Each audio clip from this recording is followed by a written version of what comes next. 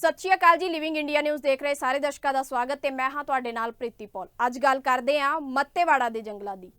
लुधियाना के फेफड़ा कहे जाने वाले मत्तेवाड़ा के जंगल मुड़ चर्चा च ने। मामला टैक्सटाइल पार्क नूं लैके है जो सतलुज दरिया अते मत्तेवाड़ा के लागे स्थापित किया जाना। अज असीं तुहानूं दसदे हां कि टैक्सटाइल पार्क की है अते मत्तेवाड़ा के जंगल मुड़ चर्चा च क्यों ने।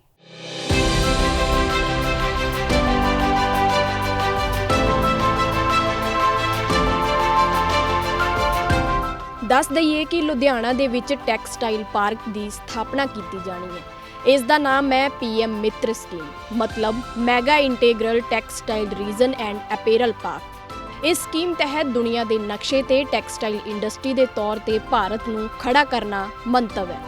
केंद्र सरकार की मिनिस्ट्री ऑफ टैक्सटाइल की पूरे भारत दे विच अजिहे 7 पार्क स्थापित करने की योजना है। लुधियाना दे विच स्थापित किया जा रहा टैक्सटाइल पार्क इसे स्कीम का हिस्सा है। इस प्रोजैक्ट लई केंद्र अते पंजाब सरकार दोहां वल्लों जमीन एक्वायर की जा रही है। इस लई 1000 एकड़ जमीन की निशानदेही मत्तेवाड़ा जंगल अते सतलुज दरिया के नेड़े की गई है।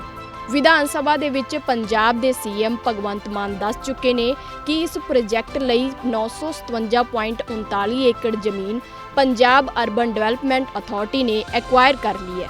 बाकी रहिंदी जमीन भी जल्द ही लै लई जावेगी। इस प्रोजैक्ट के लिए जमीन गड़ी फजल, हैदरनगर, गरचा, शेखोवाला, सैलकियाना और सलेमपुर पिंड तो लई गई है।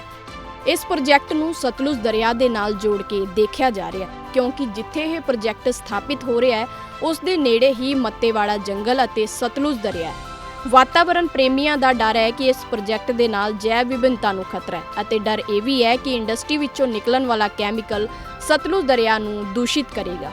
तकरीबन 2300 एकड़ च फैलिया मत्तेवाड़ा जंगल वातावरण के लिहाज नाल बेहद महत्वपूर्ण है। इस जंगल दे विच पशु और पंछियों की कई प्रजातियां ने। इस प्रोजैक्ट कारण वातावरण नूं होण वाले खतरे का खदशा पब्लिक एक्शन कमेटी सने कई जथेबंदियां प्रगटा चुकियां ने।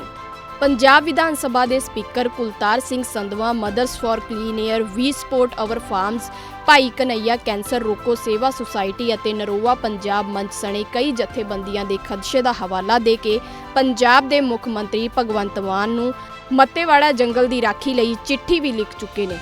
लुधियाना के कुछ वसनीकों के वलों इस प्रोजैक्ट के विरोध च NGT यानी नैशनल ग्रीन ट्रिब्यूनल च पटीशन पाई गई सी।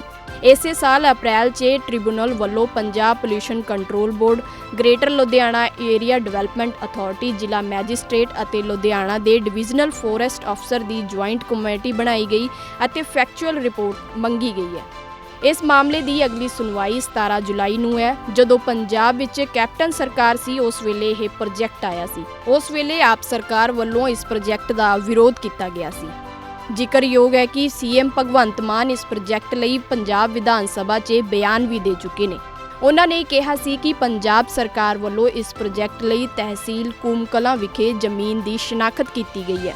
957.47 एकड़ जमीन एक्वायर कर ली गई है और बाकी रहिंदी जमीन भी छेती ही लै लई जाएगी। वातावरण संबंधी जो भी कानून है वो लागू होणगे।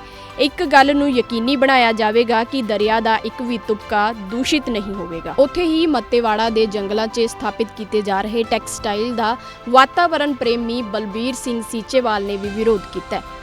उन्हां दा कहना है कि जेकर असी फैक्ट्रियां ला के पैसा इकट्ठा करके की करना है जदों साडे लई हवा पानी ते धरती ही नहीं बचेगी। उन्होंने कहा कि पंजाब च बस 17 साल का पानी बचिया, सानू सारिਆਂ ਨੂੰ ਚਾਹੀਦਾ है कि असी सारे इस नूं मिल के बचाईए। उन्होंने कहा कि सानू मत्तेवाड़े के जंगल बचाउण दी लोड़ है और होर जंगल लाउण दी भी लोड़ है। उन्होंने कहा कि जो भी होवेगा वो सब कानून के तरीके नाल होवेगा, कुछ भी गैर संविधानिक नहीं होवेगा। उत्थे ही मत्तेवाड़ा के जंगलों नूं बचाउण दे लई किसान एकता मोर्चा के वल्लों भी इकट्ठ किया जा रहा है। किसान एकता मोर्चा के वल्लों 10 जुलाई नूं 10:30 बजे सतलुज दरिया के कंढे ते इकट्ठ करन दा ऐलान किया गया।